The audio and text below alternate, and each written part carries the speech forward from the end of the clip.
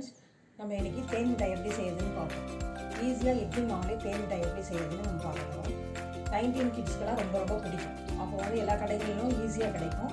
இப்போ ஏதோ ஒரு டிபார்ட்மெண்ட் ஸ்டோர்லாம் கிடைக்குது. எல்லாருக்குமே பிடிக்கும் தேன் மிட்டாய். இட்லி மாவில் ஈஸியாக எப்படி செய்யுதுன்னு பற்றி பார்க்க போகிறோம். இப்போ நம்ம வந்து இட்லி மாவு அரைச்சி வச்சுருக்கோம் இல்லையா, அதுலேருந்து மாவு எடுத்துக்கலாம்.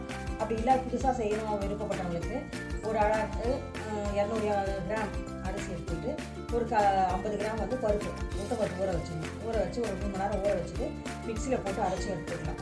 நான் வந்து இப்போது இட்லி மாவு அரைச்சி எடுத்து வச்சுருக்கேன். தேவையான அளவு நம்ம எடுத்துக்கலாம். நான் ஒரு 300 கிராம் எடுத்துருக்கேன்.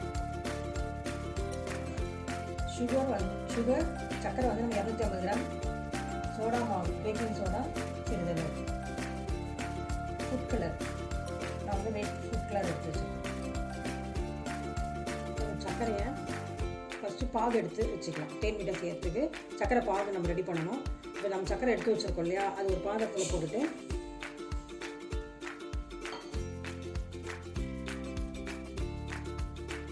சர்க்கரை முழுவதும் தண்ணி எடுத்துக்கணும்.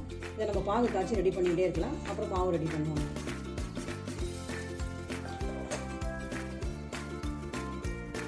தண்ணி முழுகிற அளவுக்கு தான் வச்சுருக்கேன். ரொம்ப வந்து நம்ம தண்ணி ஃபஸ்ட்டு சர்க்கரையில் இருக்கிறது தண்ணி வந்து இப்போ நம்ம ஊற்றிருக்கோம் இல்லையா, சர்க்கரை கரைஞ்சி பாகு வரும். ரொம்ப பெரிய அதர்சத்தில் எடுக்க மாதிரிலாம் எடுக்க தேவையில்லை. 2-3 கம்பி போட்டு பாவை எடுத்துட்டோம் அப்படின்னா நம்ம அந்த தேன் மிட்டாய் அதில் போடும்போது சில நேரத்தில் அப்படியே வந்து இதுவாகிடும், சர்க்கரை பூரிச்சிட்டு போயிடுற மாதிரி ஆகிடும். அதனால் ஒரு கம்பி பதம் கூட கம்மியாகவே பிசுக்கு இருந்தால் ஓரளவுக்கு போதும். அது வரைக்கும் நம்ம கரெக்டாக பார்த்து எடுத்துக்கலாம். சுகர் சிரப் ரெடி ஆகிட்டுருக்கு.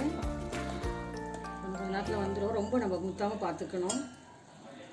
இன்னும் பிசு வரல.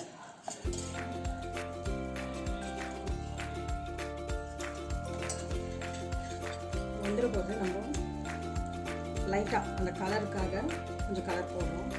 ரெட் கலர் போட்டிருக்கேன்.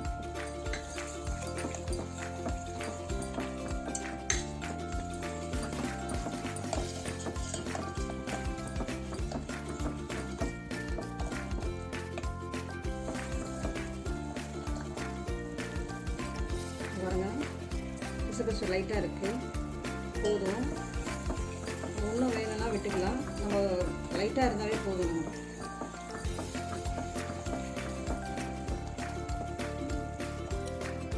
ஸ்டவ் ஆஃப் பண்ணிட்டேன்.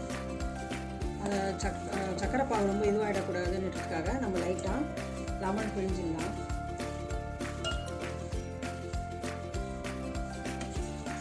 அப்படியே இருக்கும் சிரப்பு. நம்ம செய்கிற வரைக்கும் வெயிட் பண்ணணும் இல்லைங்களா. நான் லெமன் பிழிஞ்சு வச்சுருக்கேன். இந்த சிரப்பு அப்படியே இருக்கும் நம்ம அந்த தேன் மிட்டாய் செய்கிற வரைக்கும். இல்லைன்னா என்ன ஆகிடும், சக்கரை அப்படியே பூத்துட்டு இதுவாகிடுங்களா. அதனால் நம்ம இது பண்ணி வச்சுருக்கோம். இப்போ நான் தேன் மிட்டாய் செய்யறதுக்கு மாவு ரெடி பண்ணோம். வாங்க, வானல்ல எண்ணெய் வச்சுட்டு அடுப்பத்தை வச்சு வச்சுருக்கேன். இப்போ இட்லி மாவோட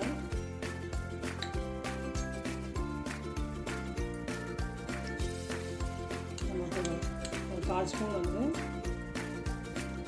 சோடா பேக்கிங் சோடா போடணும். அப்போ தான் வந்து சாஃப்டாக இருக்கும். நான் வந்து ரெட் கலர் எடுத்துருக்கேன். தேன் மிட்டாய் ரெட் கலர் தான் இருக்கும். ஆரஞ்சு கலரும் போடலாம். நான் ரெட் ஃப்ளேவர் வாங்கி போட்டிருக்கேன். எல்லாத்தையுமே என்ன பண்ணணும், கெட்டியாக இருக்குது, மிக்ஸ் பண்ணிக்கிறோம்.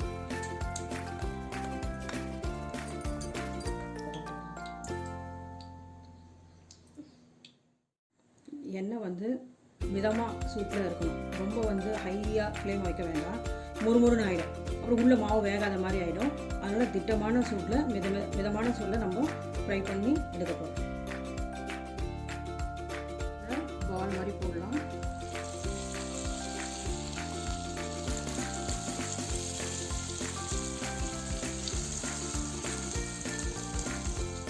அழகாக வந்துட்டு மிதமான சூடு இருந்தால் போதும். மேலே முறுமுறுன்னு ஆகிடும், உள்ளே வேகாமல் இருக்கும். அதனால கொஞ்சம் நேரம். அழகான தேன் மிட்டாய் அதே ஆயிடுச்சு.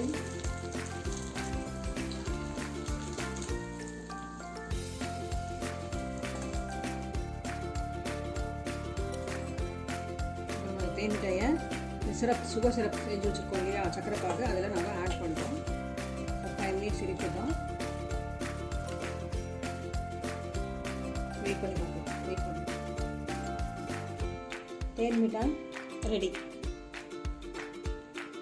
தேன் மிட்டாய் நம்ம வந்து ஆரஞ்சு கலர் இப்போ யூஸ் பண்ணலாம், ரெட் யூஸ் பண்ணலாம். இதுலேயே பாருங்கள் நான் லைட் கலர் கம்மியாக போட்டிருக்கேன், அது ஆரஞ்சு கலரில் இருக்குது. இந்த டார்க்காக போட்டால் டார்க்கில் வரும். இங்கே பாருங்கள், நான் பிட்டு காமிக்கிறேன். இங்கே பாருங்கள், ஜூஸியாக இருக்கா வருதுங்களா? இதுதான் வந்து தேன் மிட்டாய். 19 கிட்ஸ்க்கு ரொம்ப பிடிக்கும். 70, 80 கிட்ஸ் எல்லாருக்குமே பிடிச்சது. இப்போ நிறைய கடைகளில் கிடைக்கிறதில்ல. நம்மளே வீட்டில் செஞ்சு குழந்தைங்களுக்கு கொடுத்து நம்மளும் சாப்பிடுவோம், என்ஜாய் பண்ணுவோம்.